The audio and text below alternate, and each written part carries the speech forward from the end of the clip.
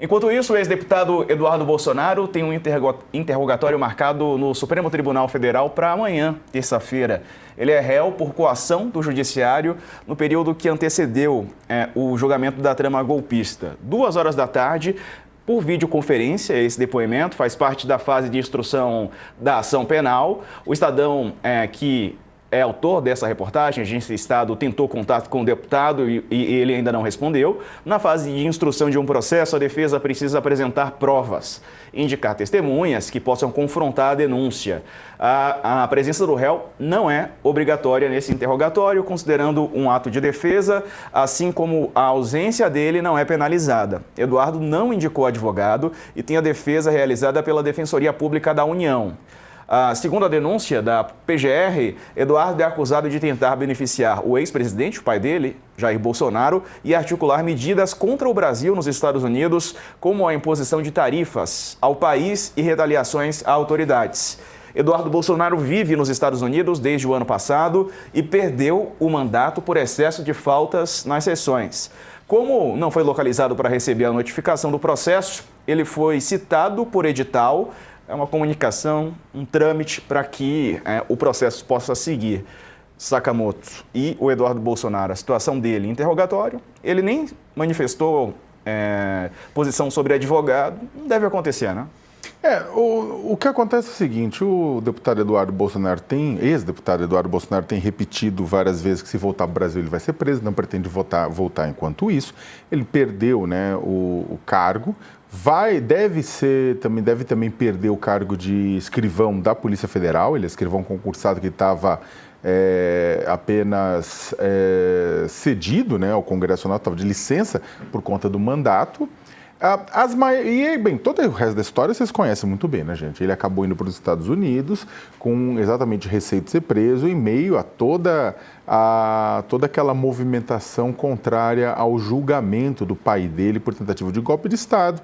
No final das contas, ele pressionou, né, o governo norte-americano, representantes do governo norte-americano, ele e aliados, para moverem medidas contra o Brasil. Veio o tarifaço de 50% em cima dos produtos brasileiros, lei Magnitsky, tudo isso mais, né? Inclusive, o cálculo original deles era uma coisa mais focada em atingir o Supremo Tribunal Federal. Só que aí acabou espalhando, eles queriam que o governo americano desse um tiro de fuzil, o governo norte-americano deu um tiro de canhão, né, detonou uma parte da economia brasileira para tentar ajudar a salvar o pescoço do Jair Bolsonaro. Isso aí, é claro, cai no colo da família, e aí o que acontece? O Eduardo Bolsonaro, no momento que sai o resultado das punições, ele vem e fala, ele canta a vitória. Ele basicamente coloca, olha, isso aqui está acontecendo exatamente para ajudar a gente, tudo isso mais. Ele canta a vitória em cima da punição aos empregos e empresas brasileiras, e isso gera muita revolta, gera muita discussão aqui no país. No final das contas, exatamente por conta de muita articulação, muita negociação, muita conversa de ambos os lados, de empresários, de ambos os lados, de setores do governo, de ambos os lados, as coisas acabaram voltando, mas também diante do pragmatismo do governo norte-americano, que via a inflação aumentar, dado inclusive o próprio tarifaço, não só contra o Brasil, mas outras partes do mundo. E o Brasil é o celeiro do mundo, né, gente? Convenhamos. É carne, é café, é açúcar, é tudo que o povo precisa, é minério. Então, pera lá, vamos voltar a história, volta a conversar, tem o encontro do Trump com o Lula, isso inclusive é uma grande derrota para o bolsonarismo. Agora, mudanças, a presença do Eduardo Bolsonaro nos Estados Unidos causou algumas mudanças no jogo político brasileiro. Primeiro, São Paulo. O Eduardo Bolsonaro ia sair para senador e muito provavelmente seria eleito em São Paulo senador. E ele não vai mais sair para senador. Ele pode até sair, mas não pode. Está lá fora, está aqui, vai ser, claro, não vai ser considerada a sua inscrição e tudo isso mais. Dada a sua situação, deve ser condenado até o final do ano, né? Não vai poder concorrer. Até o meio do ano não vai poder concorrer. Então, o que acontece é que muda o jogo político em São Paulo com relação às cadeiras. Agora a disputa desconsidera Eduardo. 6 meses atrás considerava. Já era uma vaga dele, praticamente. Segundo, Né? Outra coisa, desde que ele estando lá fora, estando à distância, o Eduardo acabou também se radicalizando um pouco nas suas posições. E a gente vê isso pelos discursos. E neste exato momento você tem um Game of Thrones dentro do clã Bolsonaro, numa disputa pela sucessão do poder no clã Bolsonaro. De um lado você tem os filhos, do outro lado você tem Michele Bolsonaro com aliados, né? Não é uma aliança formal, mas está o Tarcísio de Freitas, está o Nicolas Ferreira. São dois grupos que têm visões diferentes a respeito do sentido, do presente e do futuro do bolsonarismo. Ganhando Flávio Bolsonaro, ele pode tentar uma anistia para o pai, e aí não é impossível nesse ponto de vista a gente ver Bolsonaro em 2030 na cédula.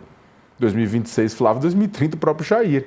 Isso acaba colocando por terra, isso acaba mantendo uma filiocracia, o clã Bolsonaro no poder por longo prazo, isso acaba adiando indefinidamente os planos de Tarcísio de Freitas ou mesmo de Nicolas Ferreira. O Nicolas, em 2034, vai ter idade para concorrer ao Planalto.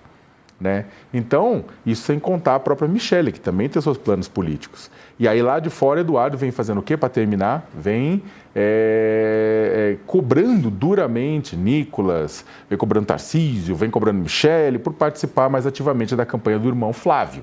E eles, de um lado, vão participando, mas naquelas, né? Então tem uma tensão muito grande e o Flávio Bolsonaro tenta de um lado e do outro, tentando, peraí, veja bem, não que ele não concorde com o Eduardo, ele concorda e está do lado do irmão.